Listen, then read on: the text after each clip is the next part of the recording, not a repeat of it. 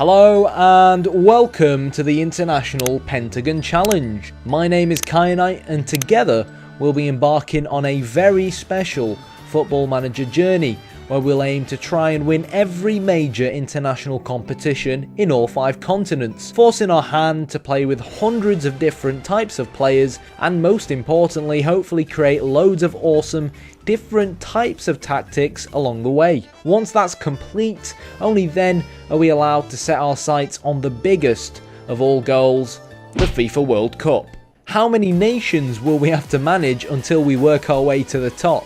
How many dodgy names will we have to pronounce along the way? So hit the like button, hit the subscribe button, and hopefully we're going to have a lot of fun along the way. Alright, hello everyone and welcome to episode 75 of the International Pentagon Challenge. And I've just discovered something that leaves me absolutely gutted. So obviously this is the International Pentagon Challenge and we're now in North America after defeating Africa and Asia. And obviously the idea is to win every major tournament in every continent. And we were really looking forward towards getting World Cup qualification out of the way so that we could focus on the upcoming Gold Cup, which is basically the North American equivalent of the Euros or of the AFC Asian Cup. And I've just actually realised that our B team is being sent to the Gold Cup instead.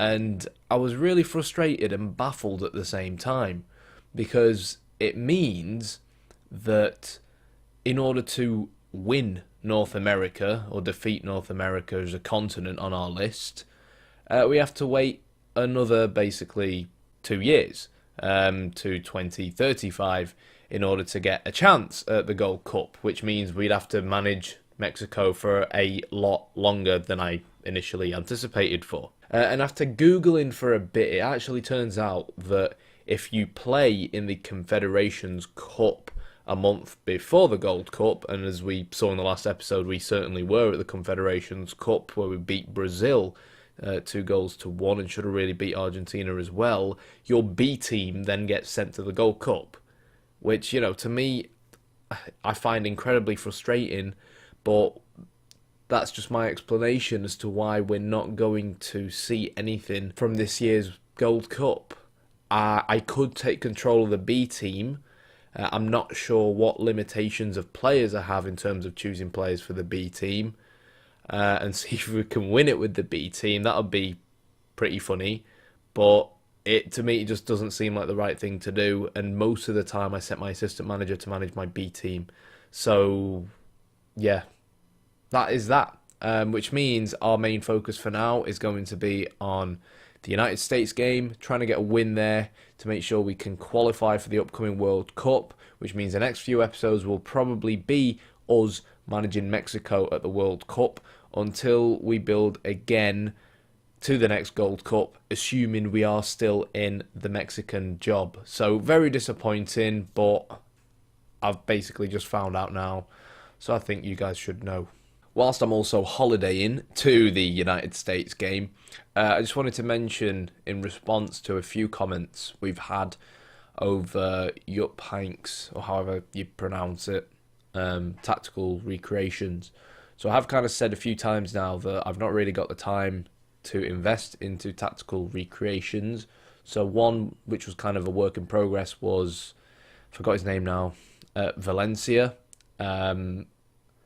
That kind of started off really well, and then I just kind of got distracted with real life, and I did kind of dedicate 2 hours yesterday to trying to see if I could come up with a Yup Hanks approach, and while I have, and I think it's not too bad, it's very inconsistent. So for example, we beat Real Madrid 6-1 as Bayern Munich and beat Barcelona 4-2. But then kind of lost 1-0 to Dortmund in the DFB Pokal, and away from home, whilst we're dominating games, Lewandowski is missing sitters all the time, and we're conceding sloppy goals at the back. Now, it's very difficult with Bayern Munich because when you start a save with them, literally half your squad in terms of preseason is still on holiday, and they don't get back until like a game before the start of the Bundesliga or the DFB Pokal, and that makes it difficult to get tactical familiarity up and running, and players are basically injured left, right, and centre, which again isn't really great, which makes it difficult in terms of tactical testing. Now, to keep you guys happy, when I get free time in the next few weeks, I'll tinker around with it and see what I can create. I'm happy to do a quick kind of 5-minute video on the tactic that I've developed so far, the style of football, etc. But the problem is I don't like kind of releasing tactics if I don't feel incredibly confident that they will perform consistently. It's already bad enough that, I released Conte and Klopp tactics that work astoundingly well with the teams they're meant to work with, and I get people complaining that they don't work with, I don't know, Wolves in the Championship or something like that. So that is basically where that lies in terms of Yup Hanks. I'm not ignoring the comments, I am paying attention to them, but I do sometimes feel like these tactical recreations are things that take a very, very long time to get right. They're not kind of something that you can whip up in one evening, so that is why there is a delay on that side of things. Okay, so just before we jump into our game against the United States, Trinidad and Tobago won the CONCACAF Gold Cup. I think it may be the first time in their history that they do it, so credit where it's due to them. We got some new guys on the block in North America. In terms of how our B team did, they topped their group and then unfortunately went out in the quarterfinals to Canada. And I can't really blame them, to be honest. Canada, pretty decent team. Whilst we beat them most of the time, well, every time we played against them with the main team, at the end of the day, it's the B team, and they came up against a very strong side. Surprised to see that the United States conceded 3 to Nicaragua. Then Canada beat Costa Rica and lost in extra time to Trinidad and Tobago. So that is that. We are going to have to wait another 2 years for the next Gold Cup, but that's life.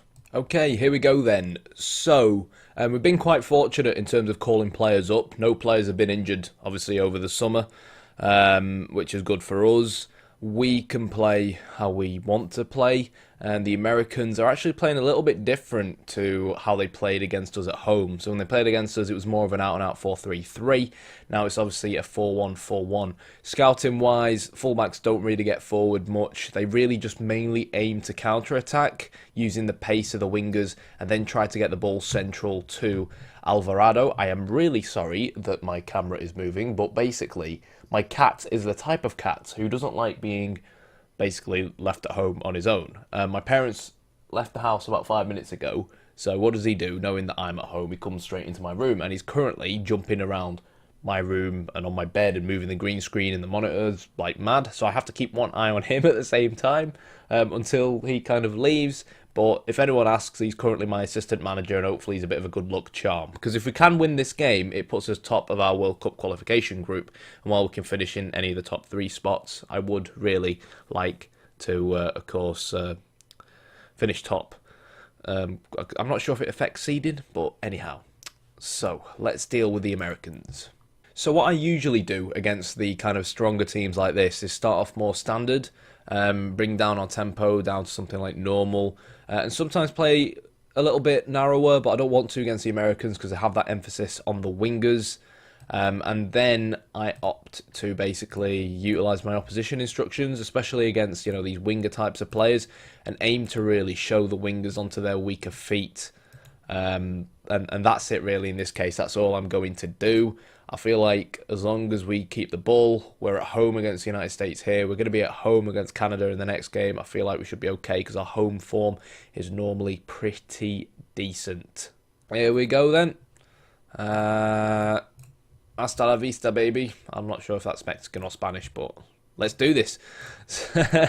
So the Mexican drug cartel overlords up against Trump's footballers.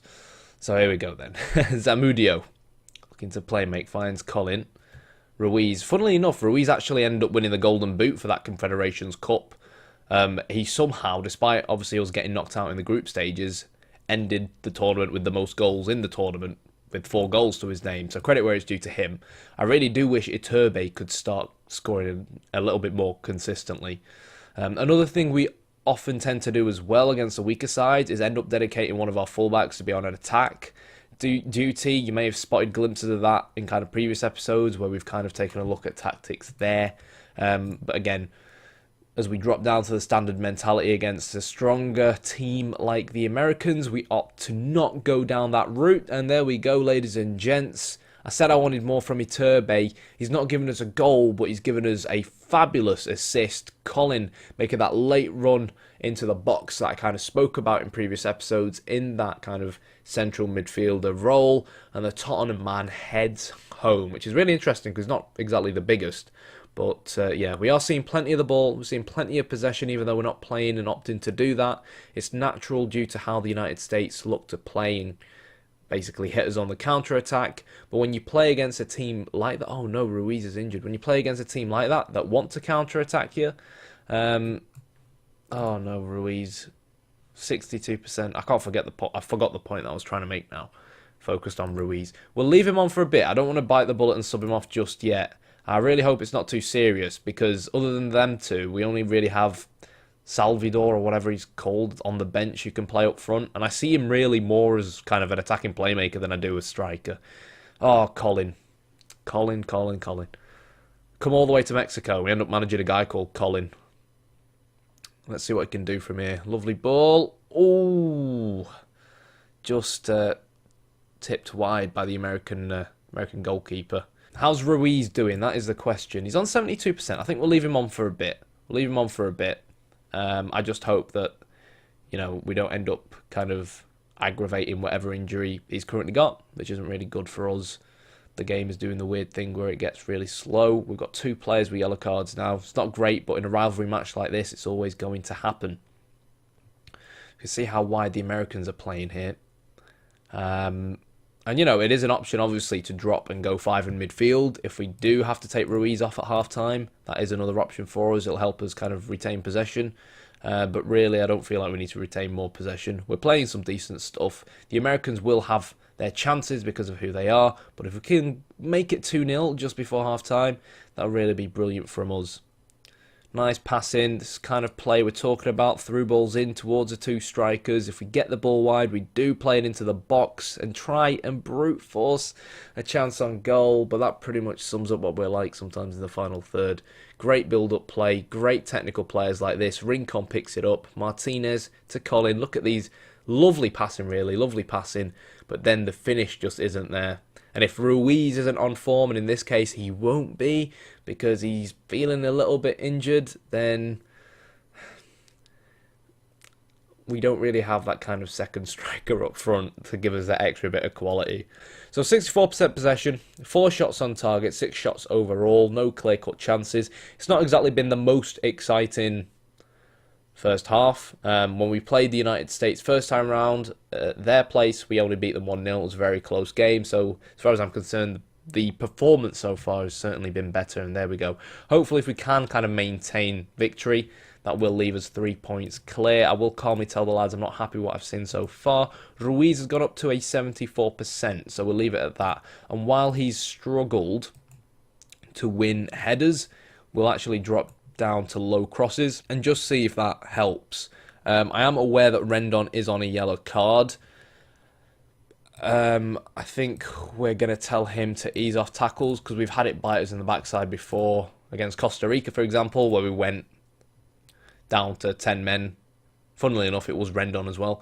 We went down to 10 men and basically ended up losing 3-0 in a game we really should have comfortably won, I think. Martinez to Zamudio. You can see this kind of central-based, you know, oh, what a save. Central-based, really good technician, central in the middle of the park, passing through the opposition. That's the kind of style of football we have to play with the players we have at our disposal. And while it works really well, like I said earlier on, it's kind of taking your chances, which is something we tend not to do, unfortunately. I also have a bit of an issue with our Mexican goalkeepers. Like, I don't know why. It doesn't matter whether it's Gomez or some of the guys I have on the bench. It seems like every time a cross comes into the box, they're more like acrobatic style of goalkeepers than traditional goalkeepers. So you always end up like jumping funnily and like punching the ball away and doing weird things, and it's kind of frustrating to watch because you kind of want to feel like you have faith. Oh, go on. Oh, what a goal, Ruiz. Well done. You kind of want to feel like you have faith in the guy kind of commanding and who is essentially the last line of defence behind your back four. And unfortunately, I don't really feel like we have that with any of our goalkeepers, even though, don't get me wrong, their attributes are actually really solid. Well done, Walton. He's one of the players that we need to watch out for. So now that we do have 2 goals, I think we can tweak it round just a tiny bit and just, do that just to try and slow the game down a little bit. I'm wary of these yellow cards. I'll wait until like the 70th minute and then we'll sub off Ruiz and sub off Rendon more than likely. So cheeky concentrate shout. Not really seen much from the Americans. Oh, that was close. Garcia. Sounds more Mexican to me, but okay. And here we go. So, time to make some changes. So, who's going to come on at centre-back? We have quite a few options at centre-back. We have Christian Escobar, who I see personally really is more of a midfielder. I see Trujillo more as a centre-back, so he can come on. Ruiz can also go off for Saldivar. He's right-footed, isn't he? Well, I think Iturbe is right-only footed. Okay, so we'll go with that.